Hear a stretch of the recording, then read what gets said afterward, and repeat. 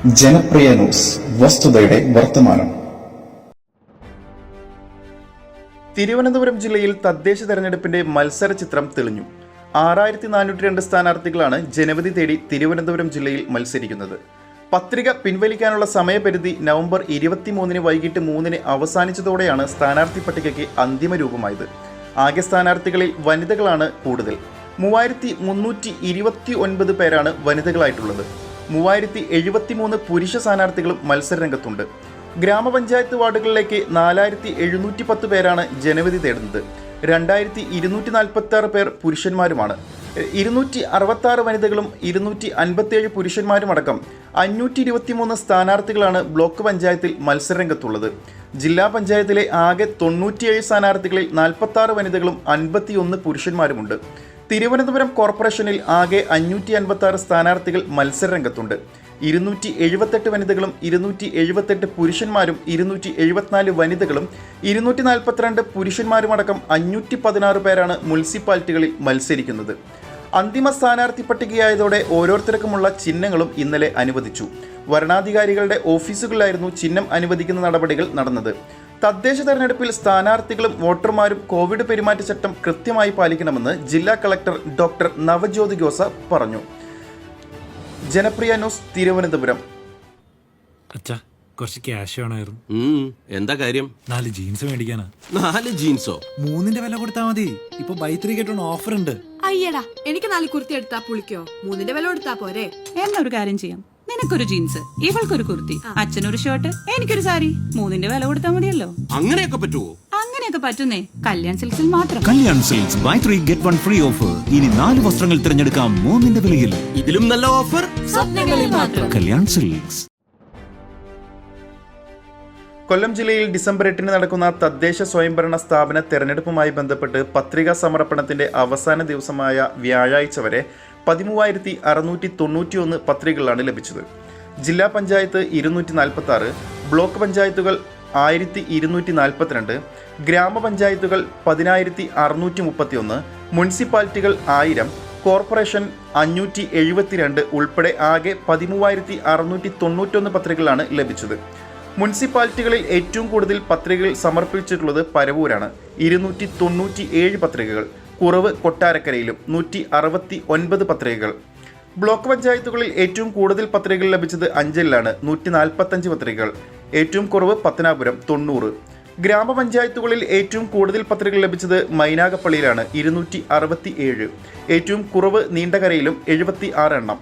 മുനിസിപ്പാലിറ്റികളിൽ Paravur 297, Karunagappally 271, Kottarakkara 169, Punalur 263, block പഞ്ചായത്തുകളിൽ ഓച്ചിറ 111, ശാസ്താംകോട്ട 135, പത്തനാപുരം 90, അഞ്ചൽ 145, കൊട്ടാരക്കര 103, ചിറ്റുമല 98, ചവറ 119, മുഖത്തല 103, ചടയമംഗലം 132, ഇത്തിക്കര 113, വെട്ടിക്കവല 93, ഗ്രാമപഞ്ചായത്തുകളിൽ ഓച്ചിറ 98, കുലശേഖരപുരം 202, തഴവ 226, ക്ലാപ്പന 152, ആലപ്പാട് 132, തൊടിയൂർ 207, ശാസ്താംകോട്ട 197, പടിഞ്ഞാറ കല്ലട 96, ശൂരനാട് തെക്ക് 144, പോരുവഴി 180, കുന്നത്തൂർ 178, ശൂരനാട് വടക്ക് 168, മൈനാഗപ്പള്ളി 267, ഉമ്മന്നൂർ 170.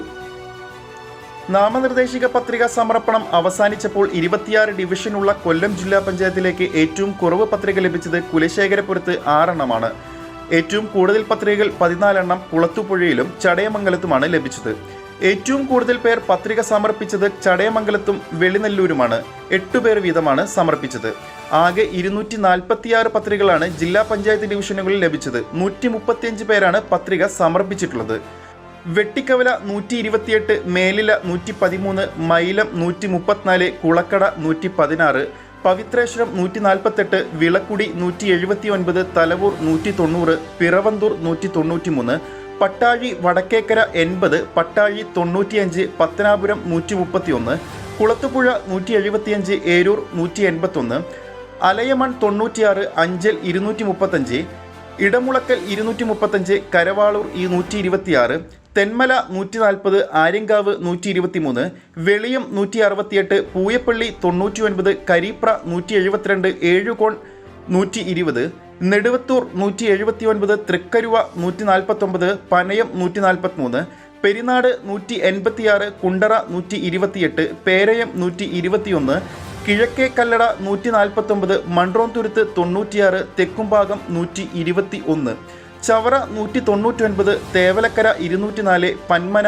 256, നീണ്ടകര 76, മയ്യനാട് 184, ഇളമ്പള്ളൂർ 164, തൃക്കോവിൽവട്ടം 147, കൊറ്റങ്കര 152, നെടുമ്പന 132, ചിതറ 264, കടക്കൽ 127, ചടയമംഗലം 102, ഇട്ടിവ 215, വെള്ളിനെല്ലൂർ 170, ഇളമാട് 143, നിലമേൽ 119, കുമ്മിൾ 88, പൂതക്കുളം 108, കല്ലുവാതുക്കൽ 192, ചാത്തന്നൂർ 165, ആദിച്ചനെല്ലൂർ 210, ചിറക്കര 154 എന്നിങ്ങനെയാണ് പത്രികകളുടെ സമർപ്പണം കൊല്ലം ജില്ലയിൽ നടന്നത്. ന്യൂസ് ബ്യൂറോ കൊല്ലം, ജനപ്രിയ ന്യൂസ്. കോഴിക്കോട് കോർപ്പറേഷനിൽ കോൺഗ്രസിനെ ഭീഷണിയായി വിമത സ്ഥാനാർത്ഥികൾ. ജില്ലയിൽ ഗ്രൂപ്പ് പോര് മുറുകുന്നു. ജില്ലയിലെ കോൺഗ്രസിനെ തദ്ദേശ തെരഞ്ഞെടുപ്പിൽ പലയിടത്തും വിമത ഭീഷണി ശക്തമാണ്. നേരത്തെ തിരുവനന്തപുരത്തെ പൂവാർ പഞ്ചായത്തിൽ ഒരു വാർഡിൽ 2 സ്ഥാനാർത്ഥികൾ വരെ മത്സരിക്കുന്ന സാഹചര്യമുണ്ടായിരുന്നു. അതേ അവസ്ഥയിലാണ് കോഴിക്കോട് കോർപ്പറേഷൻ തിരഞ്ഞെടുപ്പും ഇപ്പോൾ ഉള്ളത്. എ ഗ്രൂപ്പ് സീറ്റ് കൈയടക്കിയതിൽ പല വാർഡുകളിലും കോൺഗ്രസിനെ തോൽവി ഭീഷണി നേരിടുന്നുണ്ട്. നേതൃത്വം അനുനയിപ്പിക്കാൻ ശ്രമിച്ചിട്ടും ഇതുവരെ ഫലം കണ്ടിട്ടില്ല. പുഞ്ചപ്പാടം, വലിയങ്ങാടി, പാളയം വാർഡുകളിലാണ് ഔദ്യോഗിക സ്ഥാനാർത്ഥികൾക്കെതിരെ വിമതർ രംഗത്തുള്ളത്. കോൺഗ്രസ് ഇത്തവണ ഭരണം പിടിക്കണമെന്ന് കരുതുന്ന ഇടമാണ് കോഴിക്കോട് കോർപ്പറേഷൻ. എന്നാൽ കാലങ്ങളായി ലോക്സഭാ തെരഞ്ഞെടുപ്പ് ജയിക്കാറുണ്ടെങ്കിലും നിയമസഭ, തദ്ദേശ തെരഞ്ഞെടുപ്പുകളിൽ കോൺഗ്രസ് നേട്ടമുണ്ടാക്കാറില്ല. ഇത്തവണ വലിയ പ്രതീക്ഷയിൽ ഇറങ്ങവെയാണ് വിമതരുടെ ഭീഷണിയായിട്ടുള്ളത്. സ്ഥാനാർത്ഥി പട്ടിക പോലും കൃത്യമായി പുറത്തിറക്കിയില്ല എന്ന് ആക്ഷേപമുണ്ട്. നേതൃത്വം പ്രഖ്യാപിച്ച ഔദ്യോഗിക സ്ഥാനാർത്ഥികൾക്കെതിരെയാണ് വിമതരുള്ളത്. നേരത്തെ തന്നെ JDUവിന് കോൺഗ്രസിന്റെ ശക്തമായ സീറ്റുകൾ വിട്ടു നൽകിയതിൽ കടുത്ത എതിർപ്പും നേതാക്കൾക്കിടയിലുണ്ട്. ഐ ഗ്രൂപ്പിൽ ഉള്ളവരാണ് ഇപ്പോൾ വിമതരായി രംഗത്തുള്ളത്. പുഞ്ചപ്പാടത്ത് AM അനിൽകുമാറും വലിയങ്ങാടിയിൽ N ലബീബും പാളയത്ത് AT റഫീഖുമാണ് കഴിഞ്ഞ ദിവസം നാമനിർദ്ദേശ പത്രിക നൽകിയത്. വലിയങ്ങാട് വാർഡിനായി AI ഗ്രൂപ്പുകൾ തർക്കം മുറുകിയിരുന്നു. അപ്പോൾ ഒത്തുതീർപ്പിനായി DCC ജനറൽ സെക്രട്ടറി SK അബൂബക്കറിനെയാണ് ഒടുവിൽ സ്ഥാനാർത്ഥിയാക്കിയത്. ഐ ഗ്രൂപ്പിന്റെ സീറ്റായ വലിയങ്ങാടിയിൽ യൂത്ത് കോൺഗ്രസ് ജില്ലാ ജനറൽ സെക്രട്ടറി ലബീബിന്റെ പേരായിരുന്നു നിർദ്ദേശിച്ചിരുന്നത്.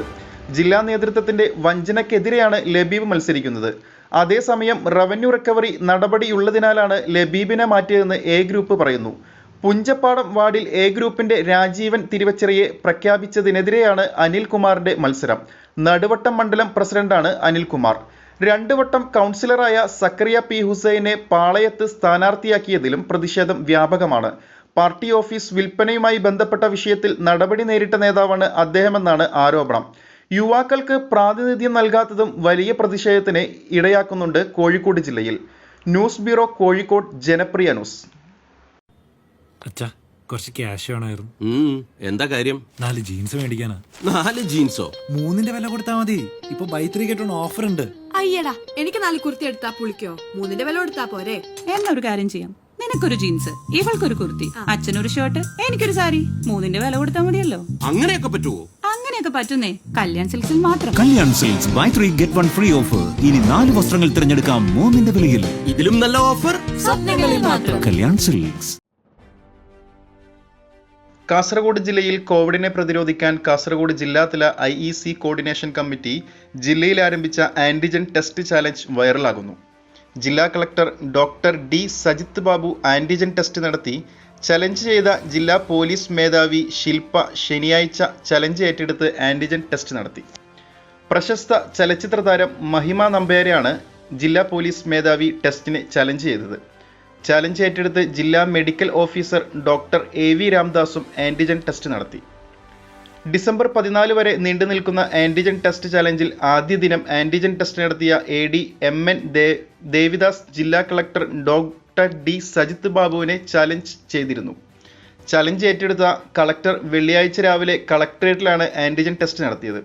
ശനിയാഴ്ച SP-യുടെ കാര്യാലയത്തിൽ ജില്ലാ പോലീസ് മേധാവി ആന്റിജൻ ടെസ്റ്റിന് വിധേയമായി. ടെസ്റ്റ് ഫലം നെഗറ്റീവാണ്.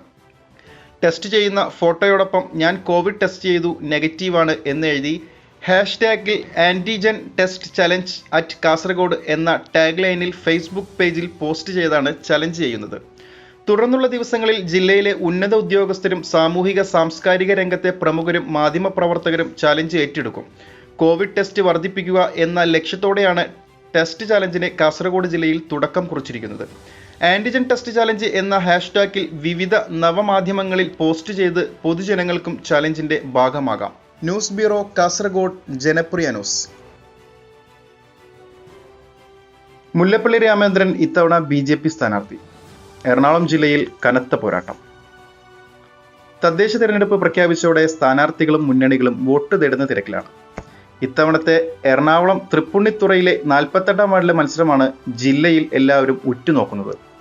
കാരണം ഈ വാർഡിൽ BJPക്ക് വേണ്ടി മത്സരിക്കുന്നത് മുല്ലപ്പള്ളി രാമചന്ദ്രനും കോൺഗ്രസ് സ്ഥാനാർത്ഥി സതീശനുമാണ്. മുതിർന്ന കോൺഗ്രസ് നേതാക്കളുടെ പേരുകളുടെ സാമ്യം തന്നെയാണ് ശ്രദ്ധ നേടാനുള്ള പ്രധാന കാരണം. KPCC അധ്യക്ഷനേക്കാൾ ഒരു വള്ളി മാത്രമാണ് BJP സ്ഥാനാർത്ഥിക്കുള്ളത്. ബിജു രമേശിന് പിന്നിൽ BJP. ചെന്നിത്തലയെ ഞെട്ടിച്ച വെളിപ്പെടുത്തൽ മാത്രമല്ല, കാരണം ഇതും കൂടിയാണ്. എന്നാൽ BJP സ്ഥാനാർത്ഥിക്ക് പേരിലെ സാമ്യമല്ലാത്ത മറ്റൊരു പ്രത്യേകതയുമുണ്ട്. ഇദ്ദേഹം പഴയ കോൺഗ്രസ് പ്രവർത്തകൻ കൂടിയാണ്. കൂടാതെ 2 തവണ വാർഡിലേക്ക് മത്സരിക്കുകയും ചെയ്തിട്ടുണ്ട്. എന്നാൽ ഇപ്പോൾ പണ്ട് പ്രവർത്തിച്ച പാർട്ടിയെക്കുറിച്ച് ചോദിച്ചാൽ വിമർശനങ്ങളും കുറ്റപ്പെടുത്തലും മാത്രമാണ് രാമചന്ദ്രന് പറയാനുള്ളത്. കോൺഗ്രസ് ഇപ്പോൾ നാഥനില്ലാത്ത പാർട്ടിയായതും അങ്ങനെയുള്ള ഒരു പാർട്ടിയുടെ പിറകെ പോകുന്നത് ആത്മഹത്യാപരമായ കാര്യമാണെന്നും മുല്ലപ്പള്ളി രാമചന്ദ്രൻ പറയുന്നത്. വാർഡിൽ തനിക്ക് മിന്നുന്ന വിജയം ഉണ്ടാക്കുമെന്നുള്ള പ്രതീക്ഷയിലാണ് ഇദ്ദേഹം. ന്യൂസ് ബ്യൂറോ, എറണാകുളം, ജനപ്രിയ ന്യൂസ്. തദ്ദേശ തിരഞ്ഞെടുപ്പ് പ്രഖ്യാപിച്ചതോടെ ആലപ്പുഴ ജില്ലയിൽ വാശിയേറിയ പ്രചരണമാണ് നടന്നുകൊണ്ടിരിക്കുന്നത്. എന്നാൽ ജില്ലയിലെ ചിലയിടങ്ങളിൽ വിമതരുടെ ഒരു കൂട്ടം തന്നെ തിരഞ്ഞെടുപ്പ് അടുത്തതോടെ തലപൊക്കിയിട്ടുണ്ട്. കായംകുളത്ത് കോൺഗ്രസിലും CPMലും വിമതരുടെ എണ്ണത്തിന് ഒട്ടും കുറവില്ലെന്നാണ് റിപ്പോർട്ടുകൾ.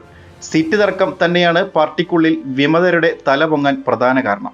പാർട്ടിയിലെ ഒറ്റുകാർക്കെതിരെ പോരാട്ടം തുടരുമെന്നാണ് സീറ്റ് നഷ്ടപ്പെട്ട DCC ഉപാധ്യക്ഷൻ U മുഹമ്മദ് പ്രതികരിച്ചത്.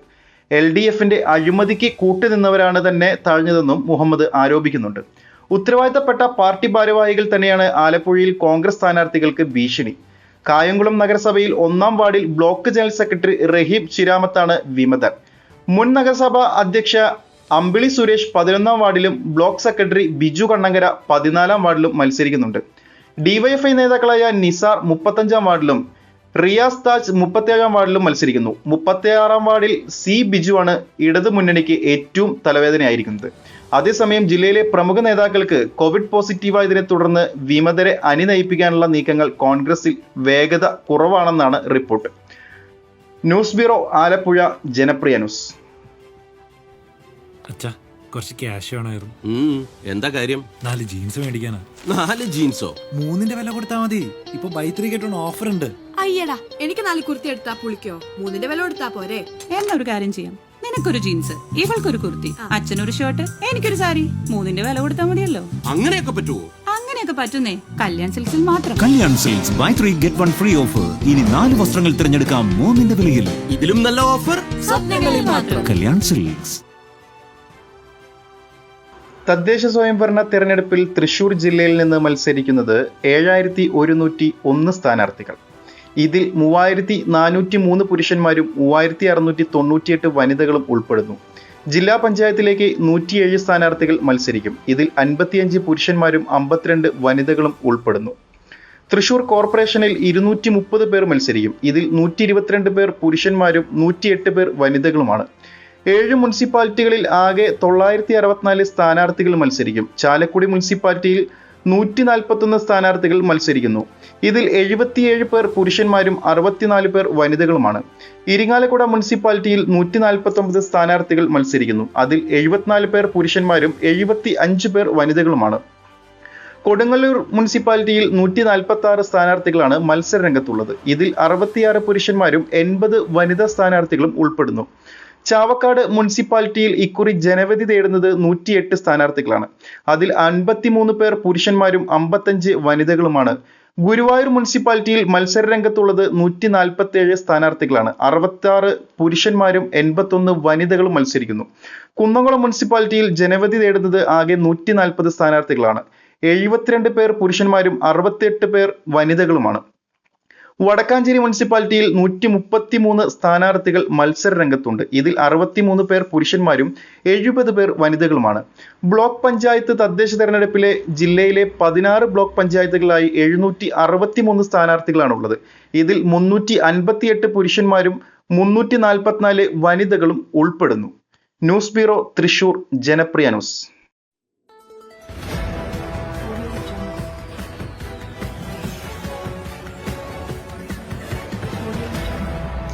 ജനപ്രിയ ന്യൂസ്, വസ്തുതയുടെ വർത്തമാനം.